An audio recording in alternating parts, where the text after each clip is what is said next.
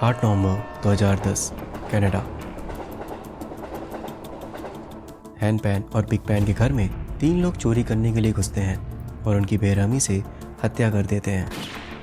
लेकिन इस केस में आगे आपको पता चलेगा कि ये मर्डर्स चोरी के कारण नहीं बल्कि किसी और रीजन से ही किए गए थे।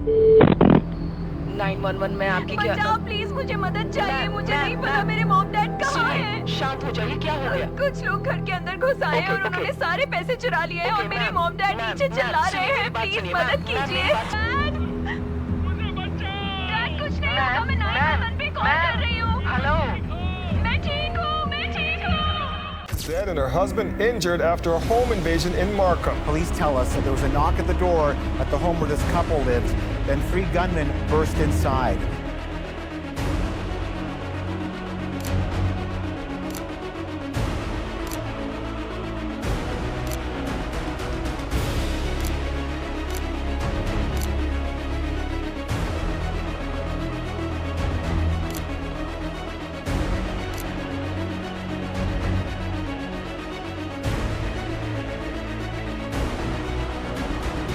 Welcome to Vinay Mishra show and you are watching.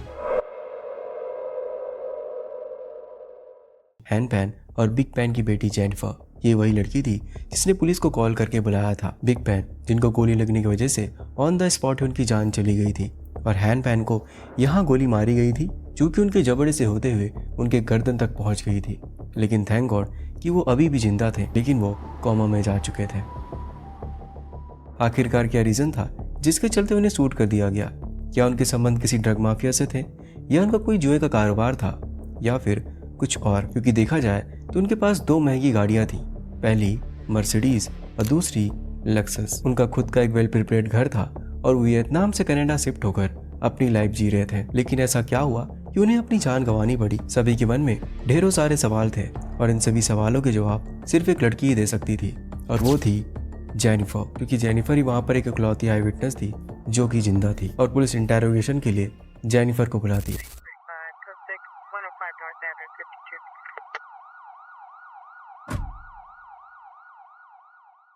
Jennifer कहती है कि कैसे उसके घर में वो 3 लोग इंटर होते हैं।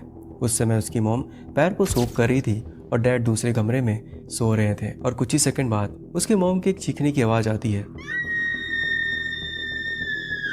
और जेनिफर जैसे ही कमरे से बाहर आती है तो वो देखती है कि कैसे 2 लोग उसके मॉम के ऊपर बंदूक तानते हुए उससे पैसे मांग रहे हैं और साथ ही उसके डैड को बुरी तरीके से पीट रहे हैं। और उनमें से एक बंदा जेनिफर को देख लेता है और उसे रस्सियों से सीढ़ियों में बांध देता है। किसी तरह करके जेनिफर पुलिस को तो कॉल करती है, लेकिन जब तक वो 3 उसके मॉम और डैड को शूट करके वहां से भाग चुके थे। और जेनिफर ने यह भी बात बताई कि जब वो 3 उसके मॉम और डैड को शूट कर रहे थे तब उन तीनों ने कहा, You lied to us. You lied to us. And then I heard 2 pops. और कुछ न कुछ तो रीजन रहा होगा, तभी उस शख्स ने उन दोनों से ये सब कहा। और पुलिस को भी लगा कि उनके कनेक्शन कहीं ना कहीं तो जरूर थे। लेकिन इन्वेस्टिगेशन में पता चला कि बिग पैन किसी कार पार्ट कंपनी में सुपरवाइजर है और हैन पैन भी किसी कार कंपनी में मैकेनिस्ट का काम करते थे। और वहाँ के पड़ोसियों का भी कहना, They were just really quiet people. They didn't bug anyone. Yeah, it's really sad. The randomness really scares me. It's if there was a motivation, if there's reason, then we can all say, oh, it's they had the reason why. और सोचिए कि कोई क्यों ही ऐसे किसी को मार देगा? मारने का कुछ ना कुछ तो रीजन जरूर होगा। और एक समय के लिए उस कमरे की फोटोज भी देखी जाए तो सब कुछ नॉर्मल है। मेरा मतलब कि चीजें ज्यों की त्यों अपनी जगह पर रखी हुई हैं। एक सेब था, एक अलमारी में एक्सपेंसिव कैमरा था और $20 के कई सारे नोट्स थे। अगर ये केस चोरी का ही होता तो ये सारी चीजें वो आसानी से चुरा सकते थे, लेकिन ऐसा नहीं हुआ। ये केस सुलझने की जगह और भी उलझता जा रहा था। समझ ही नहीं आ रहा था कि क्या सही है और क्या गलत। तभी पुलिस को पैन फैमिली से जुड़े एक सदस्य का पता चलता है जिसका नाम था डैनी वो, और वो जेनिफर का एक्स बॉयफ्रेंड था और साथ ही वो एक ड्रग डीलिंग के केस में भी फंसा था। वो दोनों 7 साल से रिलेशनशिप में थे, और जैसे ये बात जेनिफर के पेरेंट्स को पता चलती है तो वो जेनिफर को डैनियल से दूर रहने के लिए कहते हैं कि जैसे कि वो ड्रग डीलिंग के केस में फंस चुका था तो कोई भी पेरेंट्स अपने बच्चे के बारे में अच्छा ही सोचेगा। इसी कारण दोनों एक दूसरे से तो अलग हो गए थे, लेकिन कुछ सालों के बाद दोनों एक दूसरे से छुप छुप कर मिला करते थे। और इसके पीछे का डैनियल ने रीजन भी बताया था कि कैसे डैनियल और जेनिफर को कोई प्राइवेट नंबर से कॉल करके परेशान करता था, और डैनियल को एक लास्ट मैसेज भी किया गया था जिसमें लिखा था बैंग बैंग। और इस सीसीटीवी कैमरे में देखा जा सकता है कि कैसे वो 3 लोग घर के अंदर घुसते हैं। वीडियो की क्वालिटी थोड़ी धुंधली है क्योंकि 2010 में इतने एडवांस सीसीटीवी कैमरे नहीं थे। इसी कारण से वीडियो की क्वालिटी थोड़ी धुंधली लग सकती है। और इसके आधे घंटे बाद एक लड़का वहां से जल्दी निकलकर भाग जाता है और इसके कुछ ही देर बाद वो 2 लोग भी वहां से जल्दी निकलकर वहां से भाग जाते हैं। लेकिन यहाँ पर एक चौंकाने वाली बात यह थी कि कोई भी अगर घर के अंदर फोर्सफुली इंटर होता है तो दरवाजे पर कुछ न कुछ तो निशान रहते हैं, लेकिन इस केस में ऐसा नहीं था। मानो लग रहा था कि पहले से ही किसी ने घर का दरवाजा खोल दिया था। अब जेनिफर का सेकंड इंटरव्यू हुआ और पुलिस के सवाल थे कि जब तुम्हें रस्सियों से सीढ़ियों में बांध दिया था तो तुमने पुलिस को कॉल किया कैसे। लेकिन यकीन मानिए इस सवाल का जवाब भी उसके पास था। And how do you make the phone call?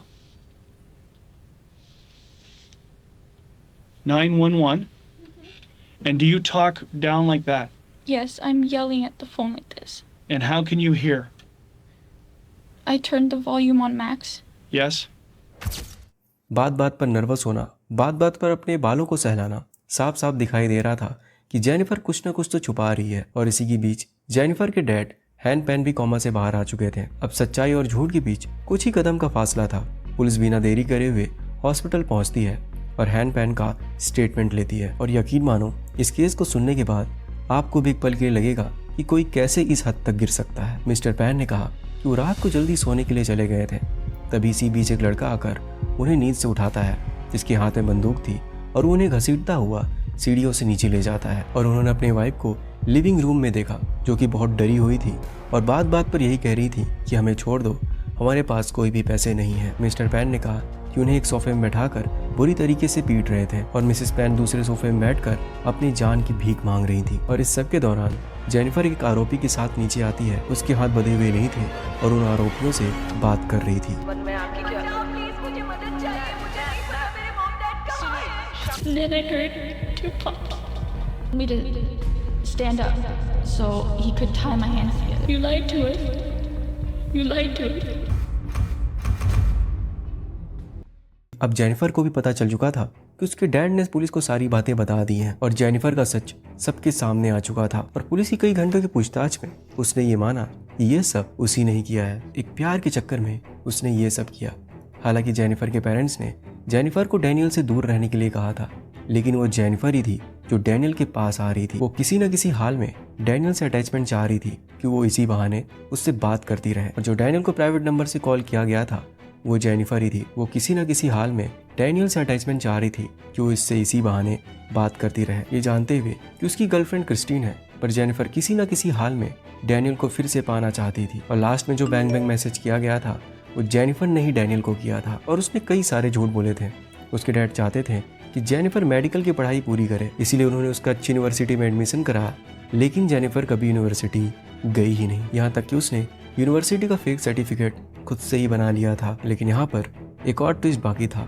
जब जेनिफर के व्हाट्सएप मैसेज चेक किए गए तो वहाँ पर डैनियल का भी नाम शामिल था, मतलब कि डैनियल भी इस मर्डर में शामिल था। और बाद में उन 3 लोगों को भी अरेस्ट कर लिया गया जिन्होंने हैन पेन और बिग पेन को शूट किया था। और अगर इस सीसीटीवी कैमरे में देखा जाए तो कुछ समय के लिए लाइट बंद और चालू होती है और ये सब जेनिफर ने उन तीनों को अंदर आने का मैसेज दिया था।